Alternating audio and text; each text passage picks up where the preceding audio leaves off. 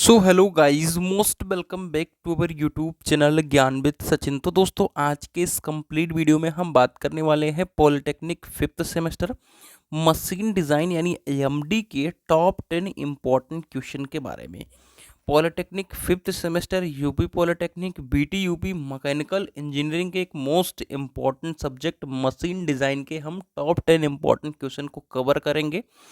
आप सभी अगर इस रात में अपने आप को कॉन्फिडेंस दे करके इन टॉप 10 इम्पॉर्टेंट क्वेश्चन को कवर कर लेते हैं तो बैक तो नहीं लगने वाली है, मैं आप सभी के साथ प्रॉमिस करूंगा।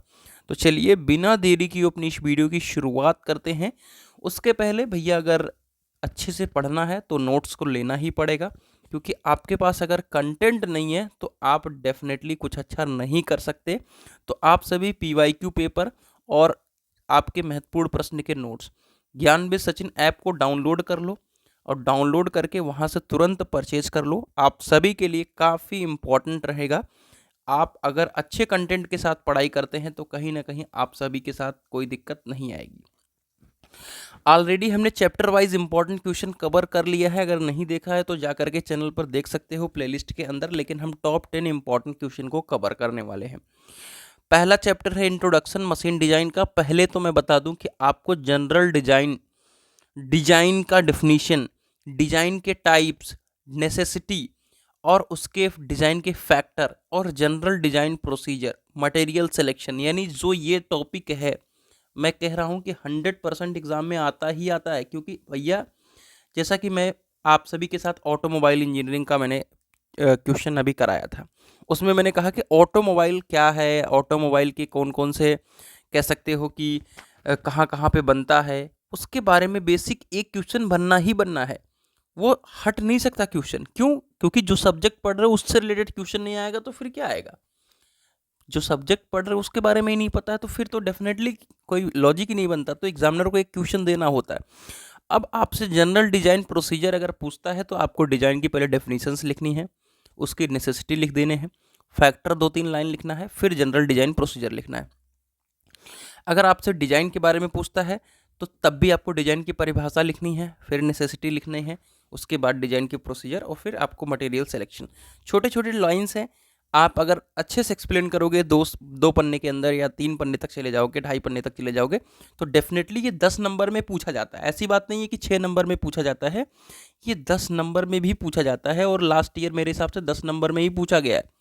तो फ्री के 8 नंबर तक मिल ही जाते हैं। तो भैया इसको अच्छे से आप टाइम दे लेना। मेरे हिसाब से 10 से 15 मिनट अगर पढ़ लोगे तो काम बन जाएगा। इसमें और भी टॉपिक हैं, जैसे एर्गोनॉमिक्स पूछता है, एस्थेटिक पूछता है, डिजाइन टर्मिनोलॉजी, जैसे आपका फैक्टर ऑफ सेफ्टी वगैरह पूछता है, उसको पढ़ लेना अगर मन करेगा। लेकिन ये तो मतलब टॉप 10 इंपॉर्टेंट क्वेश्चन बता रहा हूँ, ये भैया इंपॉर्टेंट में ही आते हैं, लेकिन हम टॉप 10 इसमें से निकाल रहे हैं तो ये पहला वाला हमारा काफ़ी इंपॉर्टेंट है। दूसरा चैप्टर में डिज़ाइन ऑफ फेलियर है, जिसमें से फेलियर थ्योरी है, 3-4 फेलियर थ्योरी है। 100% उसमें कोई भी बाधा नहीं आने वाली है पूछे जाने में। रट लेना भैया failure theory. Loads different type के पूछ सकते हैं। मैं इतना कह सकता हूँ कि लोड अगर आप पढ़ लेते हो, अगर पूछता है बाय द वे काफ़ी चांसेस रहते हैं कि लोड पूछ ले, है ना। तो कहीं ना कहीं ये सरल सा क्वेश्चन आपके लिए छोड़ने का कारण ना बन जाए। अगर मेरे हिसाब से 5 से 10 मिनट लोड के ऊपर पढ़ लोगे, कोई छोटी सी वीडियो देख लोगे, कंप्रेसिव लोड, टेंसाइल लोड, सब जान जाओगे। ठीक है। तो फेल्योर थ्योरी 100% का क्वेश्चन है। लोड अगर पूछता है तो वो छूटना नहीं चाहिए, इसलिए मैं कहता हूं कि इसे पढ़ लो। मैं कंसीडर नहीं करूंगा, ये दूसरे नंबर का क्वेश्चन है, लेकिन भैया लोड को मैं इसलिए कह रहा हूं कि पढ़ लेना। आइए, डिजाइन ऑफ सॉफ्ट का एक न्यूमेरिकल आपका फिक्स है, 100% न्यूमेरिकल आना ही आना है। लेकिन अगर आप न्यूमेरिकल शुरू से नहीं किए हैं तो कोई फिर दिक्कत नहीं है। तब साइज, सॉफ्ट के स्टैंडर्ड साइज, मटेरियल्स को पढ़ लेना है, प्रकार को पढ़ लेना है।